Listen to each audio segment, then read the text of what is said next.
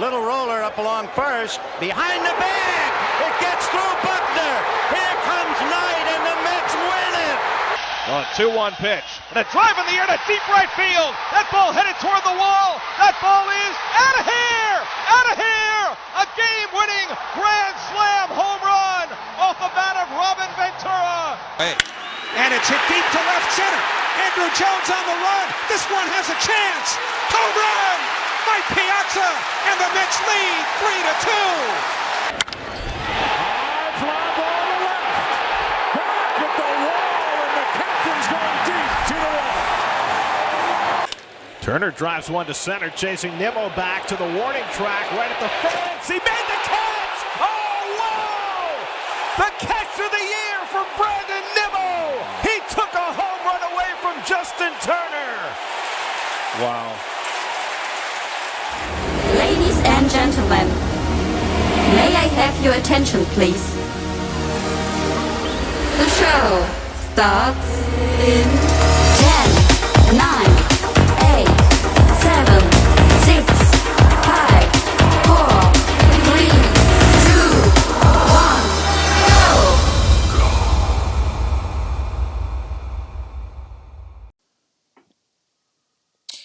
Episode number 20 of the Say Hello podcast.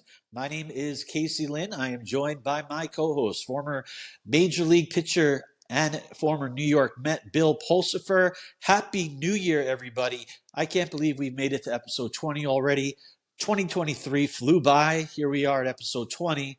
Notable number 20s, of course, Bill, Tommy Agee in Mets history, Hojo, Jeremy Burnett, Sean Green, Neil Walker, Pete Alonso. Happy New Year, Bill. How are you? I'm great, Casey. Happy New Year. Looks beautiful there down in Florida right now. Yeah. We'll see how the sun cooperates as we record this bad boy. Right on. I want to take a short moment to say that this podcast is brought to you by roots-recordings.com. And, of course, a special shout-out to our great producer, Steve White. Check out his podcast, A Cold Hard Pop, as well. Totally recommend it. We are Say Hello Media on YouTube, and you can follow us at Say Hello Podcast wherever you get your podcasts. Obviously, you are either watching or listening if you see or hear us right now. So hit that subscribe button if you're on YouTube. And if you're listening on Apple or Spotify, Google, wherever you get it, go on over to YouTube and subscribe as well. Follow us wherever you are. Glad to be here, Bill. It is a new year. Doesn't really mean much in terms of what's going on in Metsville, but there's a lot of stuff always going on. I mean, there's 195 free agents still available. Let's start with this. I know I didn't want to bring up Yamamoto again after episode, and I'm not. It's just it's a prelude to where we're going. Right on. He got the highest pitching contract in MLB history, 12 years, $325 million. My point is that opened up the market for pitchers. And pitchers in this free agent class are getting paid up the ass. I mean, they are making money like I've never seen. Since our last episode, who we spoke about, Lucas Giolito, we thought maybe the Mets would pivot to him. He signed with the Red Sox in the last 7 days. 2 years, $38.5 million with an opt-out after one. Call it $40 million. $20 million a year, Bill, for a guy who led the league in home runs allowed and had a 7 ERA in his last 2 months. The numbers are crazy. And then we saw, I'll just bring up one more name, Frankie Montas pitched on the A's, went to the Yankees. He pitched a total, Bill, one total game last year. He got $16 million from the Reds. So, with that being said, and I want to hear your take on all of this, of course, the market has dictated that Lucas Giolito is getting $20 million a year and Montas 16. Jordan Montgomery is going to get $30 million easily per year. If I'm the Mets, I want to be competitive, as they say. I'm throwing 6 years, a couple of opt-outs, and $180 million, which is $30 million a year. We'll go from there. What are your thoughts? Well, yeah, obviously the money is makes me wish that I wasn't 50 and might have had something left in the old tank, obviously. I don't know, man. I mean, I thought that they were saying baseball was in a bad spot and wasn't making money, but obviously that must not be the case because these owners wouldn't be dishing out the kind of money that they are to guys like one struggled last year, and then two, Montas didn't pitch at all last year and really wasn't great when he came to the Yankees at the end of the year. Granted, obviously he was probably injured. That's being the reason why he might have missed a lot of time last year. And unfortunately, a lot of times guys try to play when they're not 100%, and the game's hard enough as it is when you're not 100%. So when you are 100%, so it's insane. I Yeah, mean, you know it is. You know how I felt about Yamamoto, and for you to say that the highest contract ever given to a pitcher in Major League history is given to a guy that hasn't thrown a pitch in Major League history, leads me once again to wondering who in the world are these people that are running teams in baseball nowadays, because they obviously didn't play baseball or understand how hard it is. But I don't know, man.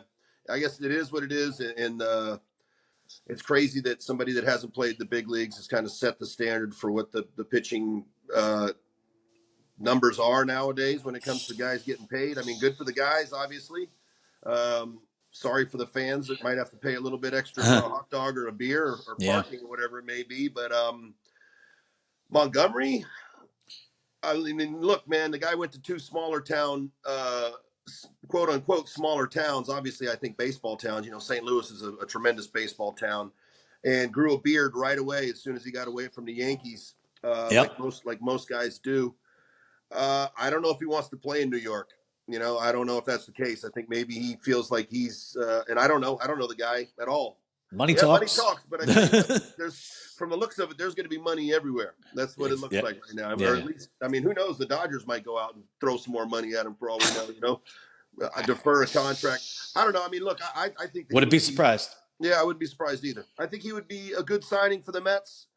I don't know if he is a New York guy in deep down when it comes to it, especially now that he's had some success. You know, being away from a quote unquote big market team. So it's I don't know. It's got to be tough right now for a lot of guys waiting to see what in the world's going on, and I know it's tough for the fans as well too, especially Mets fans wanting to let's get it going here because we're not too far away from spring training. It's not even Met fans. I mean, it's all fans. Major League Baseball, it's the slowest offseason I've ever seen. You know, now that New Year's has passed and the holidays have passed, we're going to see, like I said before, from the beginning, 195 or so free agents are available. They're going to go. So we're going to have moves. And like you said, spring training is literally now next month. It's right around the corner. It's 6 weeks away, really, from pitchers and catchers. And these players have to know where the hell they're going and living. You know, and the bigger free agents got to know where they're going to be living for a while. Just to touch upon Montgomery, if the Mets want to be competitive, now, do I think he's worth $30 million a year? Fuck no. But you got to pay him what the market dictates, and now the market is dictating him. You have Senga as your ace. Then you have Montgomery as your two, Quintana. And then we were speaking about this a bit off air. They have Severino, and they have this Hauser guy that they traded from the Brewers as your five. They need at least, in my opinion, two more, but really just one more if you want to put Hauser in the rotation. Now, I like Sean Manana, Oakland A's, Padres last year, Giants, lefty, 4.10 career ERA in over 8 seasons. With those 3 teams, free agent. Shouldn't be a big deal. Probably be a lot of money, but shouldn't be a lot of years. I know who you like, so you can tell everybody. But it's going to be probably along those lines because I don't see them going after Montgomery either because what have they shown us so far? Nothing. Yeah. So I like Medina, but I know who you like, so tell us all about him. Yeah, well, similar to Manaea in a way. Obviously, left-handed, another left-handed pitcher. One thing I think Manaea may have going for him that my guy doesn't is my guy's a little bit older. Also coming off of a little bit of an injury, didn't pitch a whole lot last year, but has a great track record. And if you look at his career ERA, he's well under Manaea actually in the three range. ERA title helps. Yeah, that does too. And Hyun-Jin Ryu. There he is. I've been watching him pitch for years and enjoy watching him pitch. He was very good for the Dodgers. He was very good for the Blue Jays. He's ran into a little bit of injury, hopefully bouncing back from that. But for me, Manaea, I've kind of seen him the last few years, and I think funky lefty. He is. What I've seen from him over the last few years is kind of a loss of flexibility a little bit, and with that, it looks like, and he's also kind of gotten a little bit bigger, which we all do as we get older.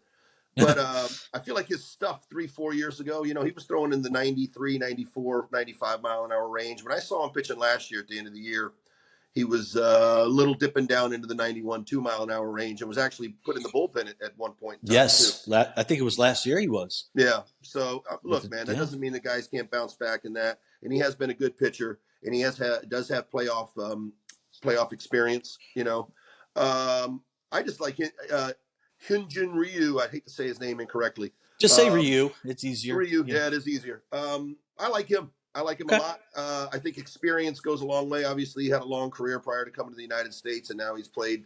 This will be his 11th season coming into this year. Now, I listen. There's a lot of other free agents out there. I say Manaea, you say Ryu. My only thing, listen, Manaea is nothing special. I mean, the market here is what it is, so these names are out there. Next year, Clevenger's a decent right-handed arm, Yep, Clevenger's out there, but these guys are just average at best.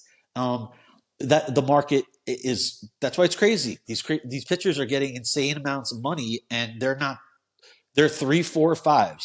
Next year, when you have the Zach Wheelers and the Max Fried and the Walker Buehlers and the, I'm forgetting the others. I mean, the free agent class of pitchers next year is insane.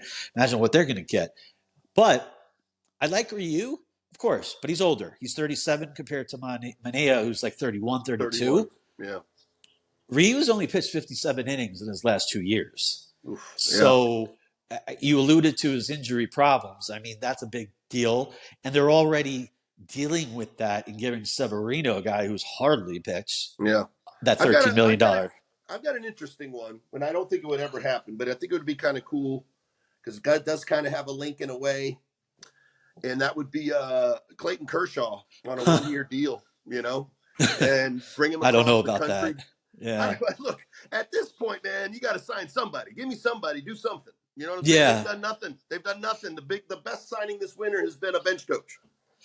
Yeah, John Gibbons for the win. We got to do something here. We got to start filling roster spots. Listen, you're not the only one who's getting antsy.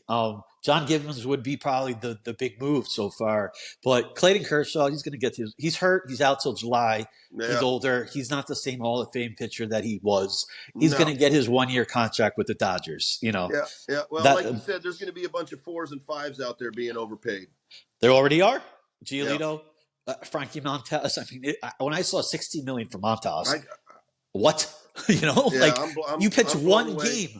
I'm blown away by Giolito as well, just because I kind of followed him a little bit because when I first ever saw him throw, I was like, what in the world is that arm action? Right. And then I was like, how in the world is it coming out at 99 miles an hour?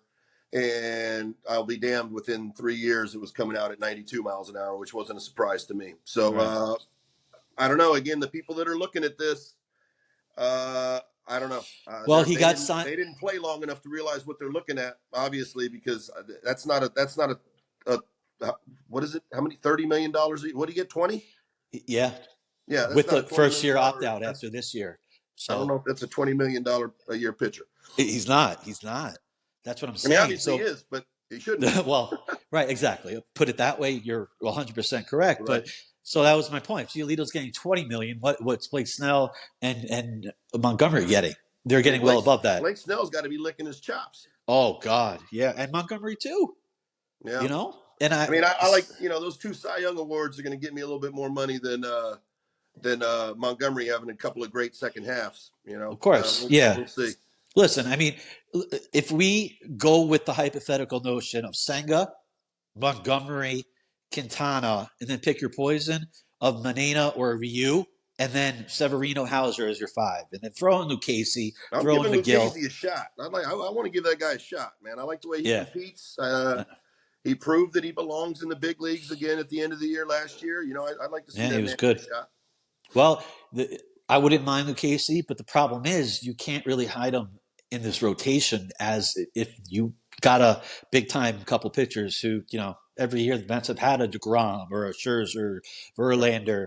So, you can get away with Luke Casey or something. Now these guys are more prominent. So I'm all about Luke Casey, as we talked about it throughout last year. I love the kid. Yep. We'll see what happens. The money's insane. The pitchers aren't that good out there, just for a couple. There's and they only have to go 5 innings. I guess. Right. And crazy. the Mets still need to shore up their bullpen. Yeah. They have, they need at least 2 more bullpen guys to bridge the gap from who they have now of Raley, Drew Smith, who sucks, in my opinion. He used to be good, and we all know last year way stepped backwards, to Edwin Diaz, who's going to be back, and we're going to hear Timmy trumpet in their narco and the trumpets. Hopefully, everything went well and hopefully it's rehab. not coming out in the 8th inning to try to keep the score at a certain. Yeah. I just want a competitive year, and I'm trying to be optimistic. I could be, how about this? We all wanted, or most fans wanted, David Stearns because he's, what we've heard, a smart guy. His background, his success, if you will, in Milwaukee, and Steve Cohen was all about him. I'm not going to get on David Stearns right now because the offseason's not over. And it's really not his call of what Steve Cohen's plan is. He's got $70 million in dead money, paying. But I'd take Justin Verlander and his money this year. Right. Well, that we talked about that. I would love it. But apparently he wasn't making a lot of friends in the clubhouse from some rumors, So yeah. I just want a competitive year. 12 teams make the playoffs, 6 in each league. 84 wins to 86 will get you as that 6th seed. And give me a year where the Mets don't have to trade at the deadline, again. So this is me why I say Montgomery, even though I don't think the Mets are going down that path. Yeah. No, I totally feel you with that. I just don't know and I think we might have even said it last week that they're not going to go after him. And then we get the guy Giolito signs who we possibly were reluctantly saying, yeah, we'll give him a shot. And now here we are saying we want to get a guy that we were saying they're not going to go after last week. So, well, I mean, I was, to that point, I was loyal to what I had said. I saw the contract for Giolito and I said, F that. He's not worth that. Yeah. I mean, I guess you can make the argument the AAV is not important. Luis Severino is getting $13 million off of nothing. It's the amount of years. And Giolito has an opt-out after 1 year, signed a 2-year contract. So it's a good contract for him. The Red Sox are playing with house money. If 20 or 19 million isn't that much to them, which it shouldn't be. And they've got a new general manager as well, don't they? Craig Bledsoe, who used to play in the big leagues, I believe. He went out on a limb. He went out on a limb out there early. That's for sure. Yeah, and Red Sox fans following them on whatever platforms, they weren't happy about the Red Sox doing anything. And then, Giolito out of nowhere. And all right, they got a little hot stove cooking, Right. We're still waiting on David Stearns, but let's make the right moves instead of, being impulsive. So I'll give David Stearns. Impulsive might be 160, 80 million for a 3 or 4, guy that probably doesn't want to play in New York. I don't believe he wants to play in New York. He came up as a Yankee. You really don't have a choice who you're playing for when you get drafted. You get drafted by whoever. I think the big bushy beard and unkempt neck hair in the World Series kind of lets you know who he is. He's kind of a laid back, more, and I know the Mets don't have the same types of no mustache, no hair, facial hair rules and all that. But right. I don't know. I don't think he's a New York guy. I just some people don't want to play in New York. You know what? I couldn't play for the Yankees. I can't shave this guy off. I wouldn't recognize myself in the mirror. With this you and me both. I played with him. I played with him in AAA, and I don't think I ever actually really put the razor to the face, but I would obviously take the trimmer and trim it down as low as I possibly could. They do have that rule in their whole organization. Oh, the whole thing. That is ridiculous. It's 2024. Really? Yeah. Yeah, but you know what? You got guys wearing neon cleats that have nothing to do with your uniform. Yeah. I get it. I don't know. I guess they're sticking to something, but they look a little silly with the 97s and 86s and whatever on their backs too. But I guess when you retire all your numbers, you got to give them something. Well, Alex Verdugo earlier got traded to the Yankees from the Red Sox, and they don't make a lot of moves together. He had that huge beard, Verdugo, and he wears 99. He gave it up, obviously. Judge has 99, and he had to shave the beard. He looks completely different. He's got it. Yep. But this is our safety. This is our safety net. The beard, It is. I love it. So count me out, Hal Steinbrenner. I'm not taking your money. Right. So the beard is the beard's staying. Exactly. There's a lot of different ways we can go here. We got a lot to talk about. I'm going to go first. I saw your tweet the other day about someone put it out there about framing, and we had discussed this on some podcasts, probably let's say within the last 5 or so, about how we had a little debate, and that what it makes this podcast great. The framing has, and tell me if I'm wrong, so the listeners know. The framing you don't really mind as so much as because it's different, I guess, from when you pitched. Now it's like to look cool in a way, but it's not really changing the game. Tell me what you think, because I think the difference is the word frame. When you say frame, and this for a is when catcher, everybody, for a catcher, framing. When you use the word frame, if I have a picture that I'm going to put on the wall or painting, I'm going to put it in a frame. Yes, where does the frame go? The frame goes around the border of the picture, of the photo. It goes around the border.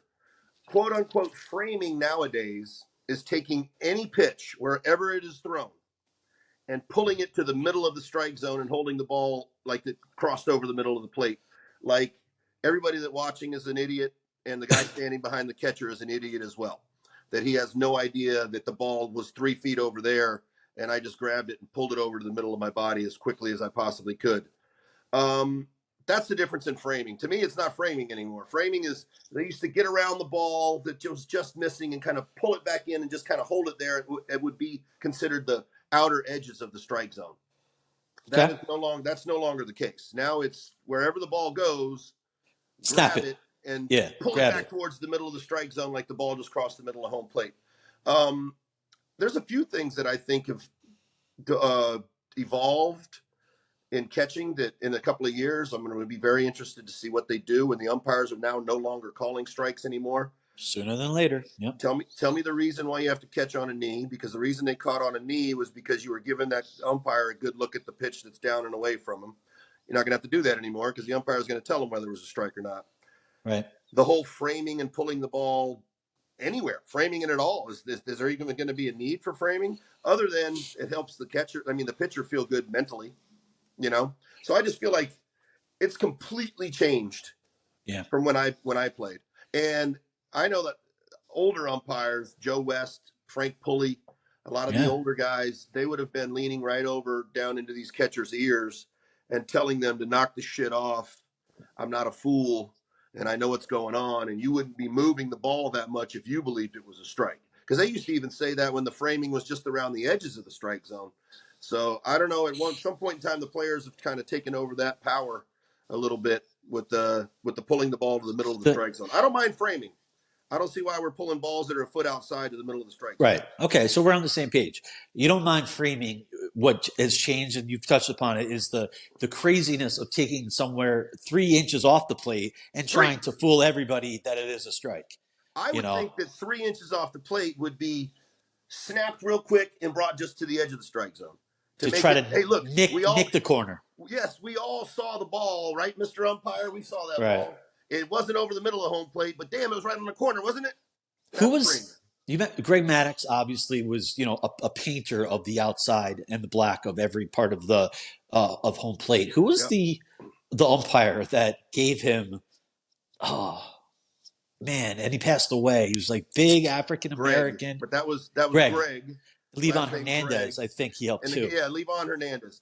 That was a little too obnoxious. That was outlandish. Yeah, that was a little too obnoxious. Yes. Yeah. You got to wonder if he got paid for some of those calls. It wasn't even close. But you bring up some good points about, we are going to get the robot umps for calling strikes, and they are channeling it and using it experimenting in AAA with it, Yep. and in the I'm going to be minors. very, very interested to see how catching evolves again once that happens, because Yeah. you can't tell me there's any reason to do any of that stuff anymore. You But talk to any old school pitcher, and it's unfortunately I'm old and I'm old school now, and I was once young and hip and cool, and I'm no longer that, and I'm fully aware of that. Age is just a number, and you're still young, hip, and cool. All right, I appreciate that, but you're welcome. no, there's not going to be many guys, and I think I've even said this to you before. If you would have asked Verlander or asked Scherzer what they feel about throwing to the catchers nowadays relative to when they first started playing, I'm willing to bet they would say that they enjoyed it at a different style.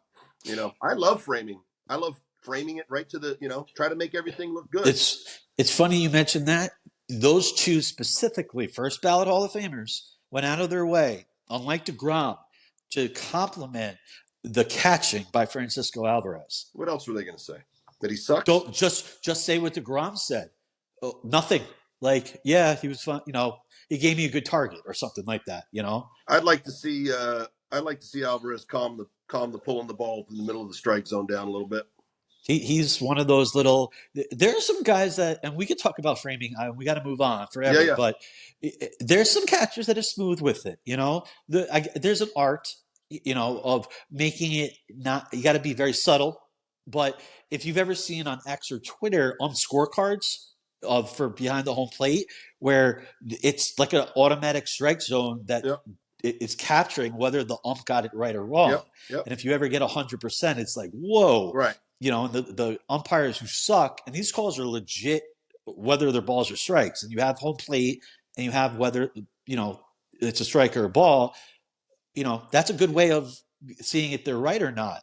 We don't see too many good ones these days. So the framing, it helps a little, maybe like you were saying, for confidence of a pitcher to make it. I definitely think it's a confidence thing. Because visually, seeing something look good makes you feel good, which in turn helps you go ahead and make the next pitch and feel confident about the next pitch. If your catcher's boxing the ball all over the place and you feel like, man, that was a close pitch and it looked like I missed by a foot, that hurts our confidence. Yeah. But I just think it's gotten to a little bit out of hand with the moving the ball a foot and a half, 2 feet. I can understand on the edges, frame it around the frame of the strike zone. Now, I like that. I love that. Yeah. Again, we could talk about framing forever, but that's what makes baseball so great. Framing is such a little part right now, and has always been, of what makes. It's such a large part, but it's such a subtle part, and that's what makes the intricacies of baseball so great. I hate to see the robot umpire coming, but I am intrigued to see how it changes catching again. I definitely am interested. We've gone through so many rule changes. Well, they're already talking about speeding them up again, right? They've agreed to cut more time off the pitch clock. 20 seconds to 18 now with a runner on base. Really, 2 seconds? I don't know why they don't just put the guy on first base and then just tell him go ahead and go to second. We'll just start playing again. Exactly. Double plays. Double plays are no longer allowed. Yeah. Right. Why not? I mean, what we didn't know. When there was no more intentional walks of the catcher standing up, going like that, stepping out of the box, catching the ball 4 times. Right. God forbid that takes 35 seconds. Now it's the manager puts up 4 fingers and you go to first. Right. Little did we know when that started, there was going to be 8,000 more rule changes to speed up the game. Yeah. We got to move on. I know we could talk about this forever, but for the sake of everybody, let's go with something interesting, if you will, and not necessarily New York Mets, because this is not just a Mets podcast, MLB and New York Mets. Yes, sir. Mount Rushmore, which is 4, of the best throwing arms for an outfielder that you've ever seen. Saw this on Twitter, X, and I liked it. I started to think, and I had to start thinking about older players, current. I have my 4. I don't know if you have your 4. I do. Would you like to select who goes first with this? You know what? I usually defer to you. I'm going to go ahead and go first this time. Please do. All right. I think that any list of outfield arms would be incomplete if you're going to do a Mount Rushmore without having the great number 21, Roberto Clemente, on the top of the list. Couldn't agree more. Obviously, I'm probably just a little too young. I mean, what did he passed away in 73, I believe. I was born in 73. New Year's Eve, fun. Yeah. Yeah. So I didn't get to see him play, or New Year's Day, one of those. Yeah. Obviously, watched all. I grew up watching the old World Series highlights, and I was a baseball junkie growing up. So any list would be incomplete without Roberto Clemente leading it off. I'm going to go my other three with guys that were during my time when I played and that I got to see in person. Yeah. Ichiro, obviously a tremendous arm. And 100%. you look at and Clemente in a way too, you look at the size of him, not like a big, huge hulking man, but just an absolute cannon of an arm. Probably one of the best that I ever saw in person would be Vladimir Guerrero. I seen him, and we can think back to the throw that he did. I can't remember who he was who he threw out. I want to say it was Hundley. It was the one hop off of the right field wall. And, if you've seen the play, you don't forget the play. Right. Right field warning track on a line. Hundley was thrown out when he was on the Expos, Vlad Guerrero. Yes. And my last guy is not a name that gets brought up quite as often as some of the other names that are out there. And I think it's more because he didn't have as long of a career or as great of a career that people had kind of expected. And I played against him in the minor leagues and then was a teammate of his with the New York Mets. And that's Alex Ochoa. Oh. And Alex had an absolute freaking cannon. And I remember all the way back to the minor leagues when he was playing in Bowie, Maryland.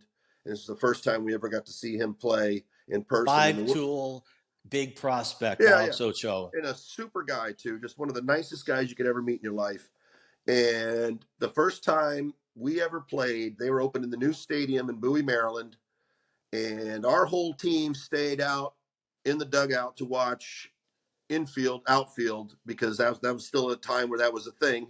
And guys took infield and outfield, and we all wanted to see Alex throw. And I remember a specific throw in infield and outfield where I guess this was a thing he did. He would have the catcher get down behind home plate. Uh-huh.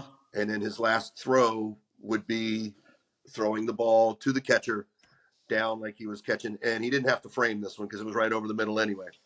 And I'll never forget that. And then obviously I got to see him play in person, in the major leagues, and Alex had an absolute cannon as well. Those are my four. Okay. Before I get to my four, Alex Ochoa, I was not expecting that name. That's why I threw that one out there. Yeah, I love it. Because that was my era of growing up. So I remember watching him. I remember he came up as a huge top prospect and 5-tool player, obviously his arm being one of the 5 tools.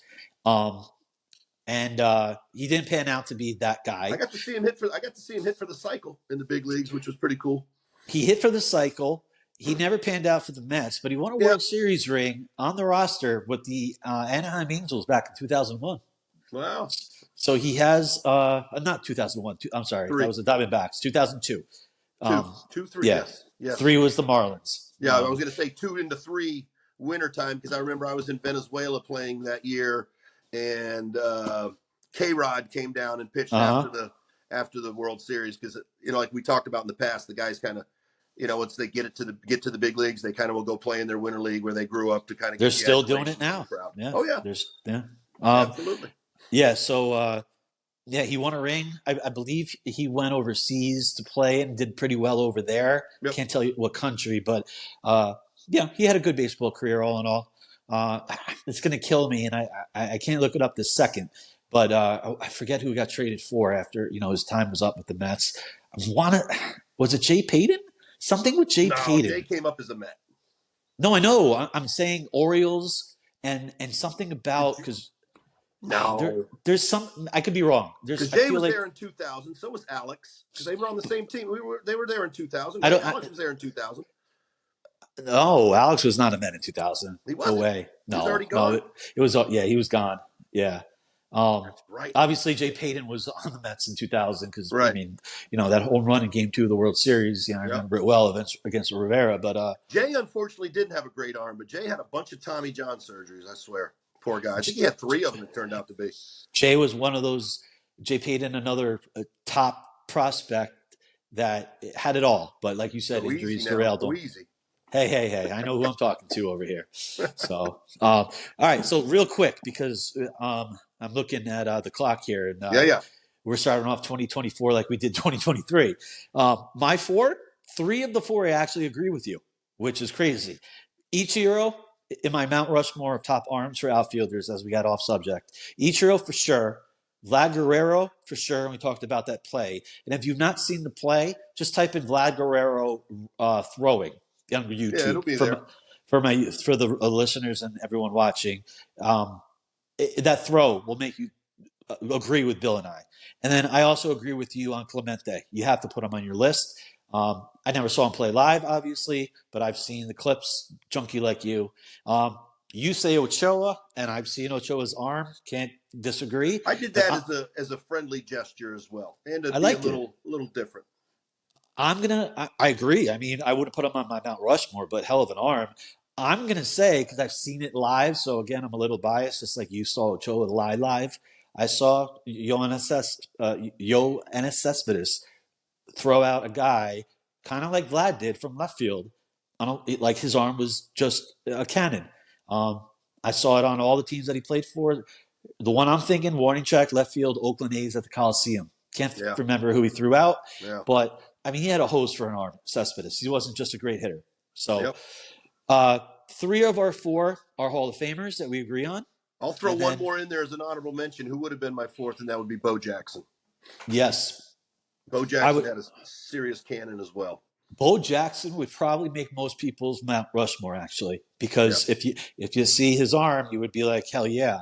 And I know Dave Parker had a hell of an arm too, but again, I was probably a little bit too young to be able to see him play much. I'll be honest with you, Bill. I really thought you were going to say Andre Dawson. Oh, that's a good one too. There's some good ones. That's a good one too. I thought that was going to be your 4th. I went with right fielders. Well, right fielders always have the best arms. That's why they put them there. It's the furthest throws, right? Every single one except Cespedes, at least for me, is a right fielder. So yeah. We got to move on. That was fun. Let's have some more fun, shall we? We shall. Before we get to the mailbag, we're going to go with one little fun segment here. You and I are going to name, and the listeners can play along as well and disagree with us and have their own list, the top 3 fictional baseball characters ever in a TV show or movie. You know what? I meant to write these down, and I totally forgot, but I'm going to do off the cuff, and I know I can do it. I'll go first. I'll give you time. Go ahead. Now, TV show or movie, fictional, and I'm going to go first. My favorite movie of all time is Major League. Nothing compares. It's for me. I love baseball movies, but Major League is number 1, and then everything else, huge gap, number 2. So Ricky Wild Thing Vaughn is number 1 for me. Beautiful. I think he portrayed that role perfectly in Major League 1.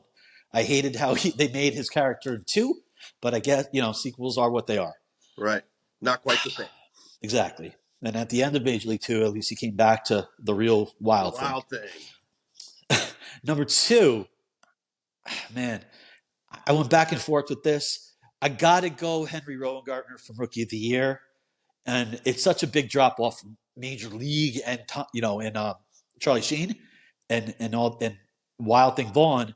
But Henry Rowengartner in the movie, he played that character so well as a 13-year-old. Yeah. And, it was such a stupid movie because it's so non-believable about, his breaking his arm and all that and then throwing 100. And he had Gary Busey as Chet whatever, the Rocket Man, I think they called him. Yeah. The older pitcher who was great and then lost it. But I think he just played that movie unbelievably well. So he would be 2. Number 3 for me, I have a tie. I couldn't come up with who's better. Okay. The great Hambino from The Sandlot, the catcher, the big guy with the red hair. S'mores, you're killing me, You're killing me, Smalls. Yeah. Yeah, play ball. And then he puts down the catcher's mask. Absolutely. I believe Ham Porter was his name. The great Hambino.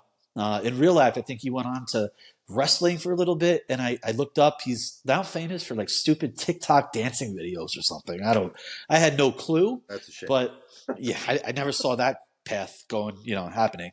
But I have him in a tie, and I have to go back to Major League. And guys, I know there's 1,000 great movies out there that are baseball and TV shows, but Jake Taylor, Tom Berenger in Major League, the catcher.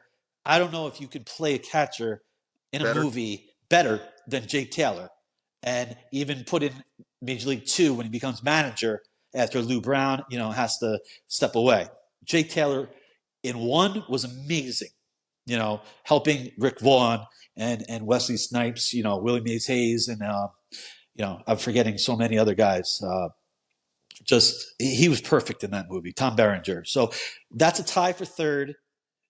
And we got Henry Rowengartner, Rookie of the Year, number 2, and Ricky Vaughn, Wild Thing, from Major League, number 1.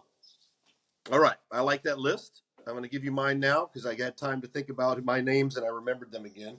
I got 2. And again, my favorite baseball movie is actually A League of Their Own, but I'm not going to put anybody from there in my I know what you're going to say. He's so good in that too. I'm not going to pick one of them, but that is my favorite movie. I wanted to make that said first. Okay.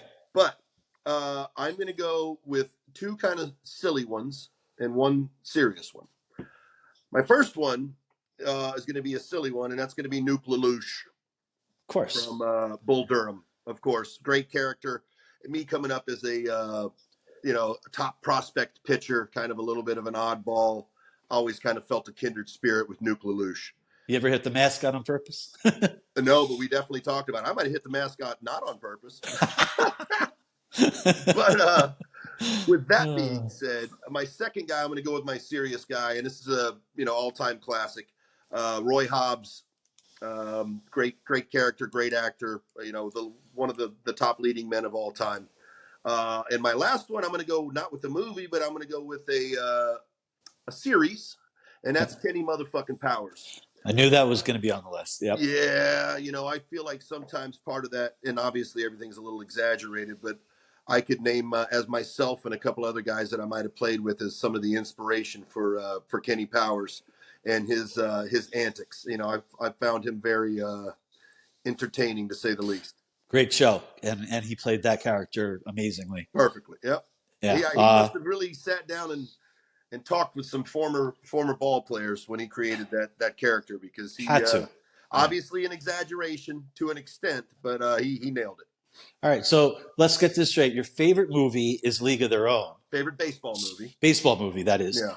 So I thought you were going Tom Hanks, Jimmy Dugan. Jimmy Dugan, of course. Right. And he delivered to me the best line in all of baseball movies, and it's the hard that makes it great.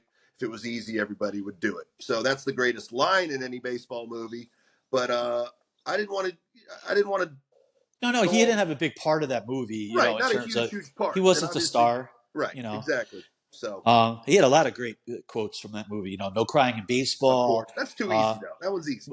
When he was signing the baseball to the fan. Yeah, avoid the clap. Jimmy Dugan. Jimmy Dugan. Yeah. Right. So okay, to recap, favorite baseball movie, League of Their Own. Yes. Kenny Powers. I knew that was going to be on there. You have Roy Hobbs, of course, and Nuke Lelouch. Yeah. So I can't. Those are all great characters. I think every single one that we named is a great character. Yeah. No one. I would. If anyone listening, please let us know who are your favorite characters of all time in a TV show or a movie. Drop us a tweet at Shay_hello or on Instagram at ShayHelloMedia or on YouTube. Hit that subscribe button and. We always respond as we do every week. Yeah, I look forward to hopefully seeing some of the listeners give us their 3. Yeah, there's a lot. There's a lot of fictional characters that are great. Many. Yep. That was fun. And without further ado, we move to the first edition of the 2024 Mailbag. I am excited.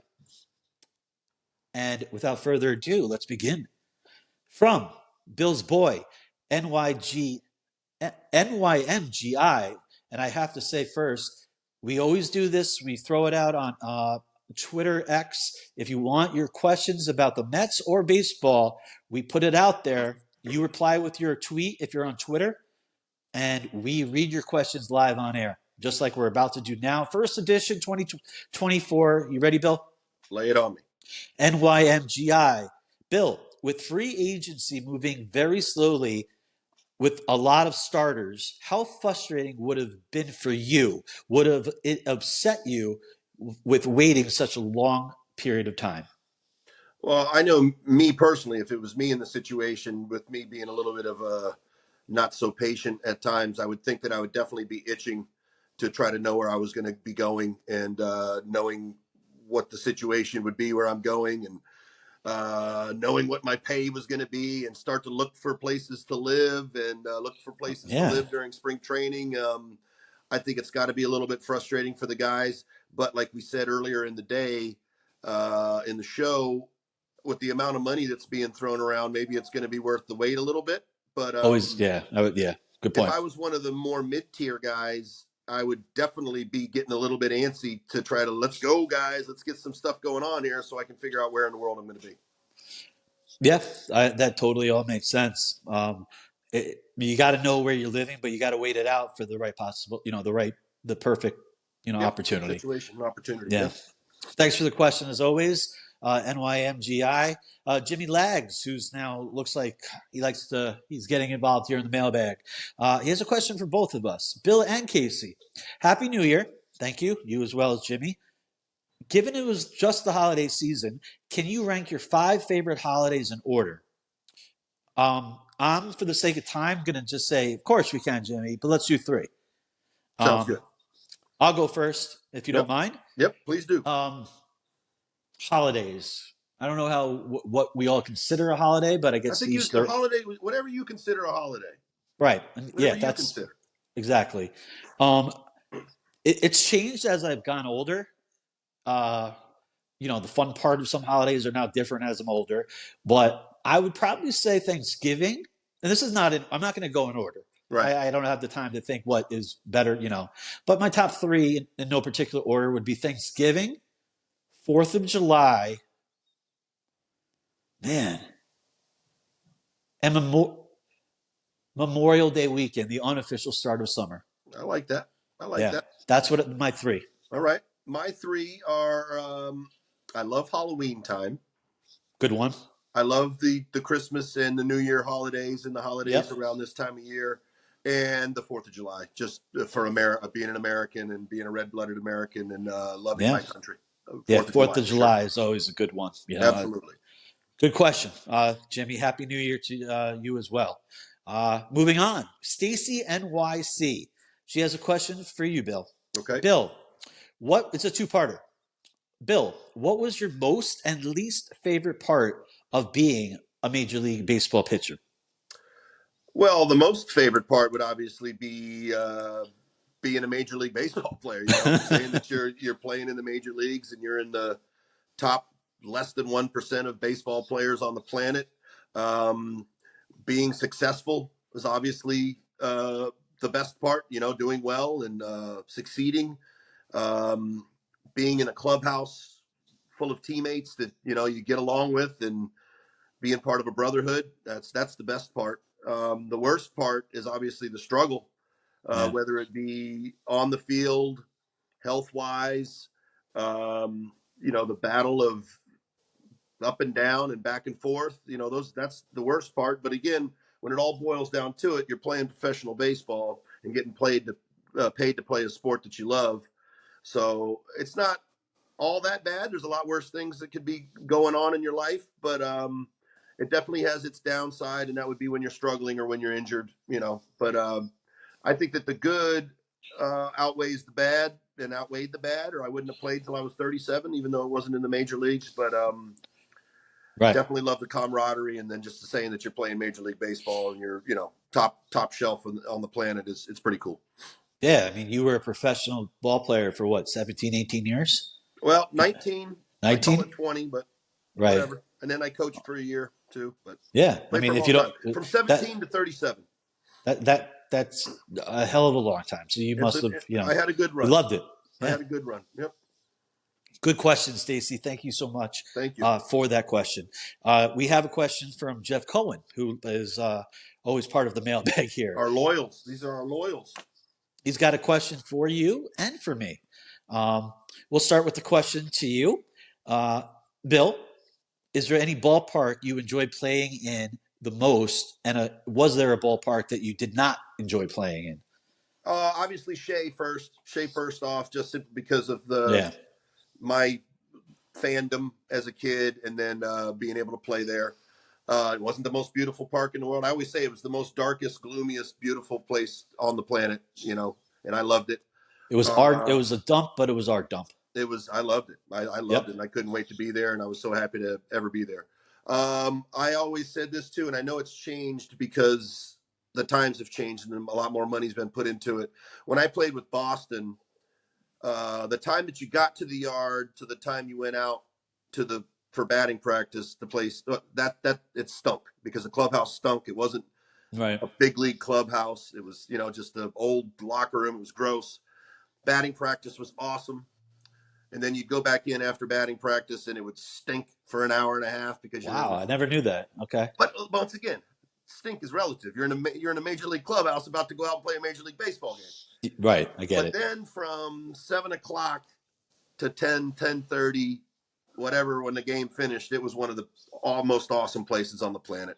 And I was there, in 2001, and the team was good, and the place was packed every night, and it was really a great, just an awesome atmosphere.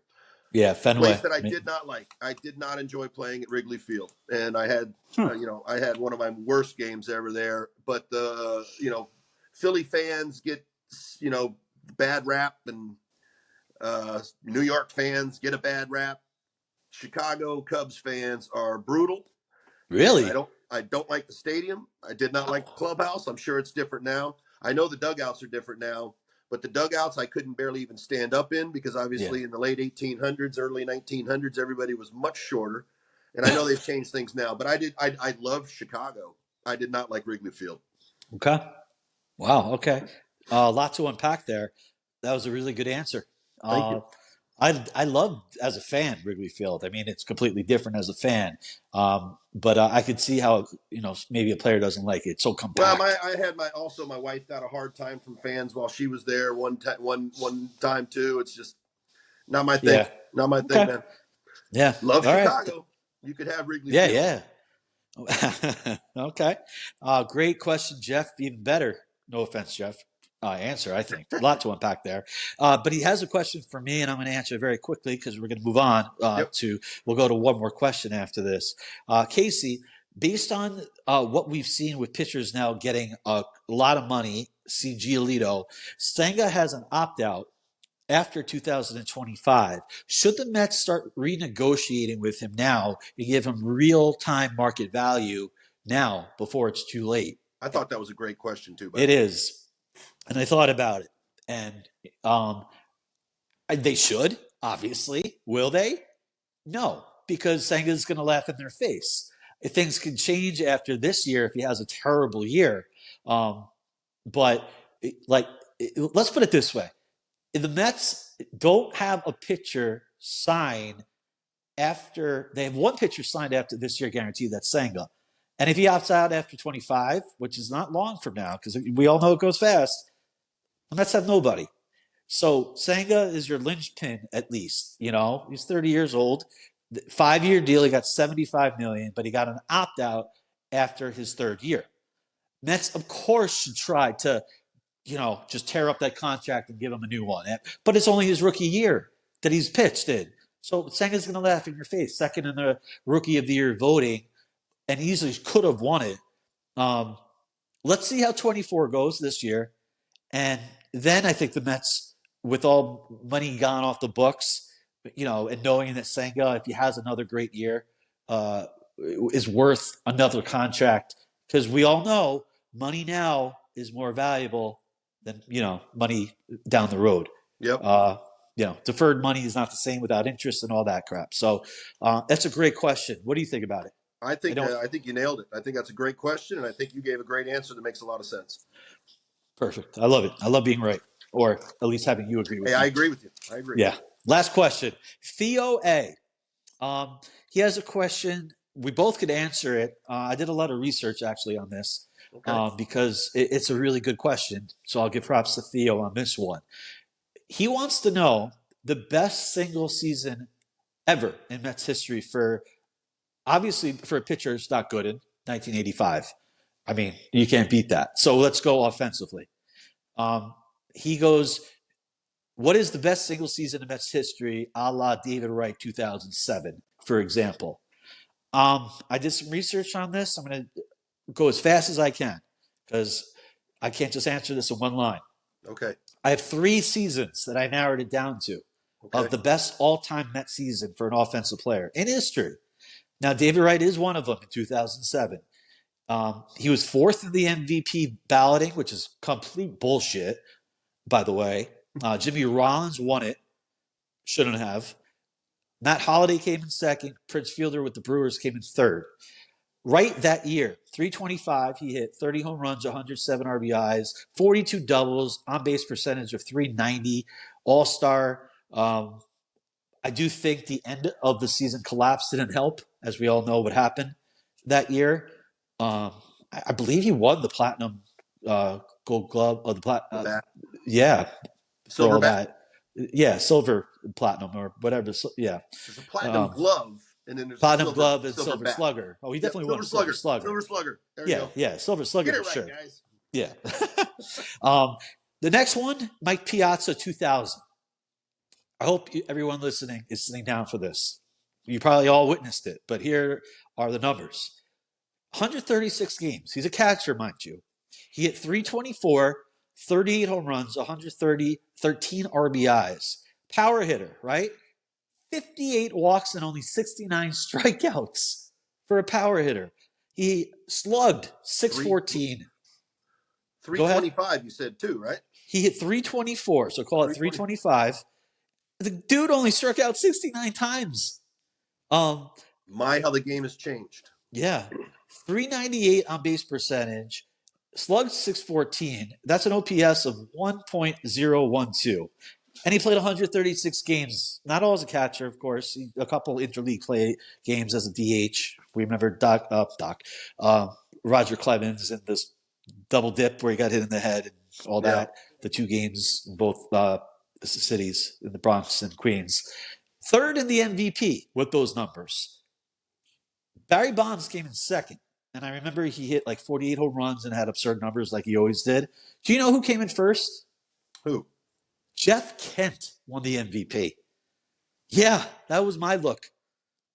Crazy. I had to look at his numbers. Me and Jeff Kent did not get along the best. I know. But I will say I think he's borderline Hall of Famer, if not a Hall of Famer, when it comes down to it. Second baseman, man. I believe he's off the ballot now. I know, but damn. Yeah. Ryan Sandberg, Jeff Kent. Yeah. Woo, well, we know that, the baseball ballot for Hall of Fame, the writers, it's ongoing as we speak. The votes are in, and the public ones are being known. There's a lot of semantics and off the field shit that goes with it. The media, the writers, they didn't like Jeff Kent, just like you didn't like Jeff Kent. And that's why you can make the case he's arguably the best second baseman somehow offensively ever. Yes. Most home runs? Argument can definitely be made. Yeah. Mike Piazza that year was 3rd in the MVP voting behind Bonds and Kent, which is even more boggling because Bonds and Kent, same team. Giants. Yeah. So the dynamic duo, they didn't get along real well either. No, I don't think anyone got along with Jeff Kent. Yeah. He was tough. 3rd one, John Olerud, 1998. Okay. He hit 354, Mets record. No one's ever hit that high in history. 22 home runs, 93 RBIs, OBP 447, slugging 551, call it an on-base OPS of 1,000. 96 walks, 73 strikeouts, amazing defense, hitting 354. Tremendous. That is my 3 right there. I'm going to put you on the spot. Bernard Gilkey, 1996. I had that as my 4th. That would be my. Do you have the numbers? In my head, I do. Okay, good. 1996 was the numbers, but that would have been mine if I would have had. I love all those numbers. If just going off the top of my head, because I was in the dugout that year, and that was the year that Hot Rod hit 41 home runs. Bernard and Lance Johnson was 201 hits for one dog. Lance Johnson. One dog was incredible that year too, and all those triples. And Money was on fire the whole year, and that was his nickname. And Bernard was awesome in '96. Bernard Gilkey had 42 doubles, I believe, that year, which at that time was a Mets record. He hit. I had this ingrained in my head like a total psychopath. I had his jersey, number 23. Yep. Authentic stitches. Do you remember that in Queens? Yeah. They made jerseys. I know you played in the big leagues, but for us, peasant fans, we paid money for jerseys. You got them. I had Bernard Gilkey as one of my first jerseys, 1996. What a year. The Mets sucked. But offensively, Lance Johnson, 201 hits, the triples, leadoff hitter. Todd Hundley has you hot rod, 41 home runs, Met record into Piazza, and then obviously Alonso. And Bernard Gilkey, he had 298, 42 home runs, and I believe 36 home runs. And 100, oh God, I want to get it all right. I want to say it's 116, but I'm not 100% sure. It's an even number. It could be. It's an even number, and it's mid to upper 100s. Like 112, 114, 16, around there. Yeah. But, yeah, 1996, Bernard Gilkey, absolutely. Yep. So that's yours? That's mine. I can't argue with the other three, but if I was going to pick one out, and it was, again, I like to pick out some things that I was maybe around a little bit, and I was around that year, and Bernard was – he was money. He was money that year. Well, that walkout song is one of the best. Money, money, money, money. And then he got hit in the head by a fly ball because the UFOs were coming over. Men in Black. That movie he was in, I never liked that. But no, not even because of Gilkey and what you just said. I just thought it was a shit movie. But it wasn't great. Right. My pick is 2000 Mike Piazza with the numbers I just gave you. And only 135 games, not 150 or 160. Right. So those are impressive numbers. Super impressive. And just the lack of strikeouts and the numbers for a catcher. Yeah. So I love your answer. I love my answer. And I love the question by Theo because a lot of hard work and research went into it. So they got a good answer, too. They got a good long answer. Yeah. So thank you, everybody who wrote in for the mailbag. That was actually one of our better ones. I enjoyed every single question. Yeah. Good job. First one of 2024, so off to a good start. Thanks for everybody who wrote in. We're going to go quickly with the last segment of the Shay Low podcast, Bill's favorite. If you're new to the podcast, first off, subscribe on Shay Low Media if you kindly would, and follow us wherever you get your podcast, Google, Spotify, or Apple, wherever you might get your podcasts. Quick pitches. We always end on this. Bill doesn't know what's coming. It's 3 questions. Doesn't have to do with baseball, or it could. And he has absolutely no idea what 3 questions I'm going to ask. And Bill, first edition of Quick Pitches of 2024. Are you ready? I'm ready. Just you may be making it harder and harder on me. I can't wait to hear what this is. You'll have to tell me. We'll see what you think after the 3. All right. Ready? First one is a layup for you. Okay. All right. What does not go and belong on pizza? You know what? Not belong. Cucumbers. Wow. If you're a Seinfeld fan, you'll know where I'm going with that too. Poppy. Yes. Okay. Now I remember. Yeah, because Kramer wanted to make the make your own pizza, and Poppy, who owned the restaurant, he started making the pizza with them, but not too much. I know we got Seinfeld fans out there. You know what? I'm gonna stick with cucumbers, but I used to say pineapple. But I actually don't mind a little. I couldn't tell you the last time I had it, but I finally got talked into it, and I did have pineapple and ham, and I did not like it. So I'm going to stick with cucumbers do not belong on pizza. Okay. I would never eat cucumbers on pizza, so I'm with you on that. Never. That sounds disgusting to me. And I don't believe I've had anchovies either. But I might not like it. I don't know. I might like it. I don't know. I feel like I would like that. I think I might like it. I think I might like anchovies. I've never actually tried what you just said, ham and pineapple. And you know what? You want to make it even a little bit better? Jalapeno on top of that as well. And if that's a pretty good pie. Bill, this is going to be TMI, as the kids say. Too much information. If I had jalapenos on a pizza, I'd be in the bathroom for the next week and a half. All right. So just start with just the ham and pineapple. Fine. All right. I'll start with the ham and pineapple. All right. Give it a shot. You'll be surprised. Give it a shot. I was surprised because I never liked cooked pineapple at all. Actually, have gotten sick when I was a kid eating cooked pineapple, and I got talked into it years and years and years ago. Like I said, I couldn't tell you the last time I had it. I want to say 2017, but it's not. It's actually not bad. It's not bad. We might have to put it on the 2024 to-do list. To-do list. Yep. Yeah. All right. Okay. I don't know if this is a layup question, but we'll ask it anyway. It kind of is. I think I'm being easy on you this time around. Bill, do you collect anything like hardcore? Are you a collector of whatever it might be? I'm not. I do have a 1984 and a 1985 Topps set collection, which would have your Darryl Strawberry rookie card as well as your Doc Gooden rookie card. I did collect cards when I was a kid. I did collect music a lot as well throughout the late 80s into the 90s and that. But nowadays, like CDs or cassettes? Or? I have an insane amount of CDs, and I used to keep them in the booklets. Yeah, which you could put 4. The binder. Like that. So yeah. In the past, I would say music, and then when I was younger, baseball cards. But nowadays, not so much. Okay, that was a layup question. Yep, but that wasn't difficult. Yeah, I think people might have been interested, and I was. Last question. I don't think this is the layup question. I hope not. During your playing days, do you have a story of yourself or somebody else having to use the bathroom during the game?